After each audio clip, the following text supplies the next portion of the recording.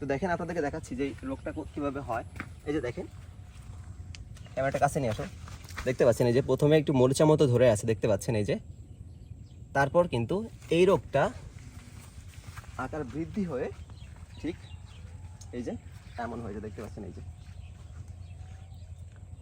তো যদি আপনারা ওই সময়টাতে স্প্রে করতে পারেন তাহলে কিন্তু আপনাদের বাগানের এই সমস্যাটা সমাধান হয়ে যাবে। বিশ্ব প্রবাস থেকে এই মুহূর্তে যারা দেখছেন তাদের সকলের প্রতি আমার আন্তরিক সালাম, আসসালামু আলাইকুম রহমতুল্লাহ।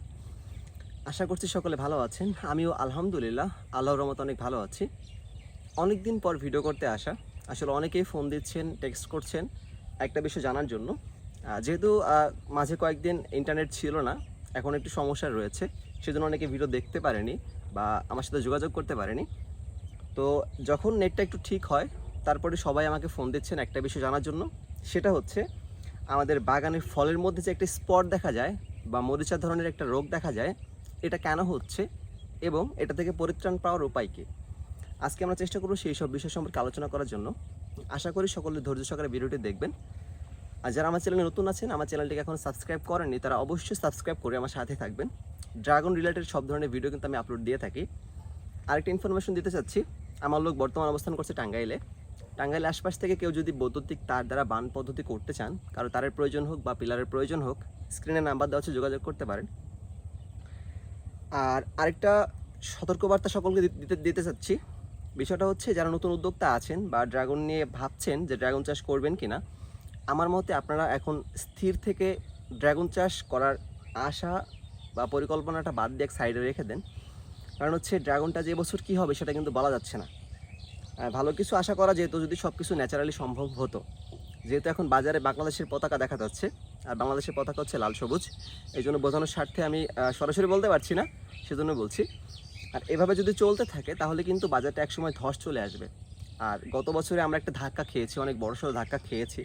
যদি এবছরে এমন কোনো কিছু হয় তাহলে ড্রাগন থেকে যারা ড্রাগন ভোক্তা আছেন তারা কিন্তু সম্পূর্ণ মুখ ফিরিয়ে নেবে। আবার প্রথম অবস্থায় সেটা একটু মোটামুটি কন্ট্রোলে ছিল, এখন হচ্ছে আউট অফ কন্ট্রোল, কেউ কারো কথা শুনতে চাচ্ছে না। কারণ হচ্ছে আমি ন্যাচারালি ফল উৎপাদন করছি, আমার বাগানে সব বি গ্রেড সি গ্রেড ফল হচ্ছে। যেখানে আমি 20,000 টাকা বিক্রি করতে পারছি, সেখানে আরেকটা ব্যক্তি লাল সবুজ ফল বিক্রি করছে 50,000 টাকা। তারটাও বিক্রি হচ্ছে, আমারটাও বিক্রি হচ্ছে, কোনো সমস্যা হচ্ছে না। তাহলে সে যদি লাল সবুজ করতে পারে তাহলে আমার লাল সবুজ করতে সমস্যাটা কি? আসলে সবার মাথায় এই টেন্ডেন্সিটা চলে এসেছে।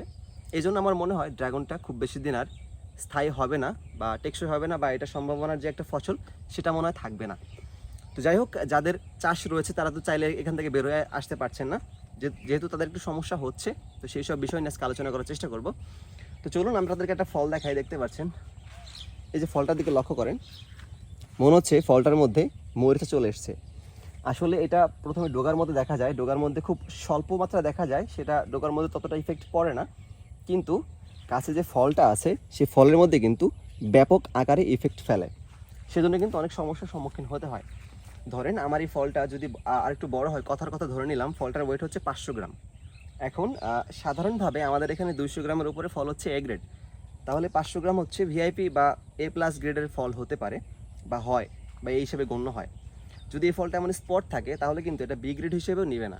কারণ এই গ্রেড একটা ফলের ওজন বর্তমান বাজার দর ন্যাচারাল যেটা আছে সেটা হচ্ছে 160 টাকা কেজি, আর বি হচ্ছে 110 টাকা 100 টাকা কেজি, আর সি হচ্ছে 50, 55, 60 পর্যন্ত সি গ্রেডটা যেটা পাতা বলা হয়।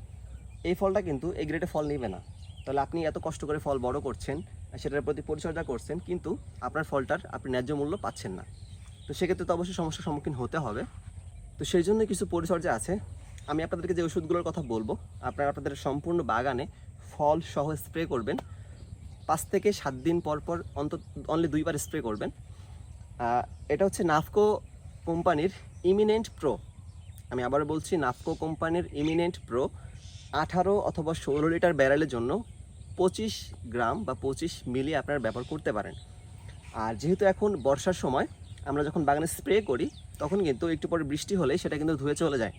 সেক্ষেত্রে আপনারা বুস্টার অথবা যে প্রোমোটার প্লাসটা বলছিলাম এসিআই, মানে ওইটা হচ্ছে কাজটা হচ্ছে আপনার ফলের মধ্যে দ্রুত ছড়িয়ে যাওয়া এবং বৃষ্টি হলে যেন খুব বেশি একটা ক্ষয়ক্ষতি না হয় বা বৃষ্টি হলে যেন কার্যকারিতাটা হারিয়ে যায়, সেটা যেন না হারায়, সেজন্য কাজ হচ্ছে প্রোমোটারটার কাজ। আপনারা বুস্টার অথবা প্রোমোটার প্লাস যেটা আছে সেটা ব্যবহার করতে পারেন। ছোট্ট বোতলে 5 মিলি থাকে। আপনারা 5 ml যে ওষুধটা আছে সেটা আপনারা 2টা ঢমে ভাগ করে স্প্রে করতে পারেন। এই 2টা জিনিস আপনার বাগানে সম্পূর্ণ বাগানে ফলসহ স্প্রে করবেন। প্রথম স্প্রে করার 5 থেকে 7 দিন পর আবার স্প্রে করবেন। আশা করা যায় আপনার বাগানে যে সমস্যাটা আছে সেটা নতুন করে আর হবে না। আর যেটা হয়ে গিয়েছে এটা তো ভালো হওয়ার কোনো সুযোগ নেই, কিন্তু নতুন করে যেন সমস্যাটা না হয় সেজন্য আপনারা এই ধরনের পদক্ষেপগুলো গ্রহণ করতে পারেন। আমি আশা করছি যে আপনাদের বাগানের সমস্যাটা সমাধান হয়ে যাবে। আর এটা একটা সংক্রামক রোগ। আর কেন বলছি, ধরেন আপনার বাগানে এই রোগটা নাই, যদি আপনার পার্শ্ববর্তী কোনো বাগানে এই রোগটা থেকে থাকে তাহলে সেটা কিন্তু আপনার বাগানে আস্তে আস্তে কিন্তু চলে আসবে। দেখবেন আপনার বাগানে যদি একটা লাইনে সেই এই রোগটা থেকে থাকে তাহলে 1 মাস কি 15 দিন পর দেখবেন 8টা-10টা লাইনে কিন্তু সেই রোগটা হয়ে গিয়েছে। আসলে এই রোগটাকে এত হালকাভাবে নেওয়াটা কোনো যৌক্তিক বিষয় না, একটু সিরিয়াসলি নিতে হবে। নিয়ে এই ধরনের পরিচর্যাগুলো করলে আমার মনে হয় আপনারা এই রোগ থেকে পরিত্রাণ পাবেন। তো এই বিষয়টা সকল জানতে চেয়েছেন, এই বিষয়টা নিয়ে কেউ ভিডিও করেননি। আমি মনে করি আমি এই ভিডিওর মাধ্যমে আপনারা অনেক উপকৃত হবেন। আর ভিয়েতনাম রেড বা দেশি ফল, এটা নিয়ে অনেকে বিপাকে আছেন। আসলে এটা কোনো মতেই বড় করা যাচ্ছে না। দেখেন, আমি আপনাদেরকে বলেছিলাম থাইরয়েড বা রেড ভেলভেট বা হাইব্রিডটা হচ্ছে উচ্চ ফলনশীল জাত। এটা হচ্ছে সব সময় যে কোনো পরিস্থিতিতে এটা খাপ খাইয়ে নেওয়া যায়। এটা উৎপাদনও ভালো মোটামুটি, ফলে সাইজটা ভালো হয়। কিন্তু ভিয়েতনাম রেড যেটা আছে সেটা কিন্তু অনেক অনেক সূক্ষ্ম পরিচর্যা করতে হয়। তার মধ্যে প্রথম হচ্ছে ফুলের পরাগন। থাইরয়েড যদিও ভিয়েতনামটা স্বপরাগায়িত জাত, তারপরেও ফুলের পরাগনটা মাস্ট বি। আমি আপনাদেরকে ছোট করে বলি, যাদের ফুল ফুটছে বাগানে আপনারা পরাগন করবেন, করার পর 5 দিন পর আমাকে ফোন দিবেন। আমি একটা কথা বলবো, যেভাবে বলবো সেভাবে আপনারা কাজগুলো করবেন। আমার মনে হয় স্বাভাবিক যে সাইজটা আছে 250, 300 কি 350, সেই ফলটা আপনারা ন্যাচারালি পেয়ে যাবেন। তো দেখেন, আপনাদেরকে দেখাচ্ছি যে রোগটা কীভাবে হয়। এই যে দেখেন, ক্যামেরাটা কাছে নিয়ে আসো। দেখতে পাচ্ছেন এই যে প্রথমে একটু মরিচা মতো ধরে আছে, দেখতে পাচ্ছেন এই যে। তারপর কিন্তু এই রোগটা আকার বৃদ্ধি হয়ে ঠিক এই যে এমন হয়েছে, দেখতে পাচ্ছেন এই যে। তো যদি আপনারা ওই সময়টাতে স্প্রে করতে পারেন তাহলে কিন্তু আপনাদের বাগানের এই সমস্যাটা সমাধান হয়ে যাবে। তো দেখতে পাচ্ছেন আমাদের নতুন বাগানের যে ফলগুলো রয়েছে মোটামুটি এ গ্রেড হয়ে গিয়েছে। এটা প্রায় 300 গ্রাম মতো হতে পারে। এগুলো দেখতে পাচ্ছেন এই যে, এটাও হতে পারে। অ্যাভারেজে একটা ফল 300 কি 350 হলে কিন্তু যথেষ্ট, এর খুব বেশি বড় হওয়ার কিন্তু প্রয়োজন নেই।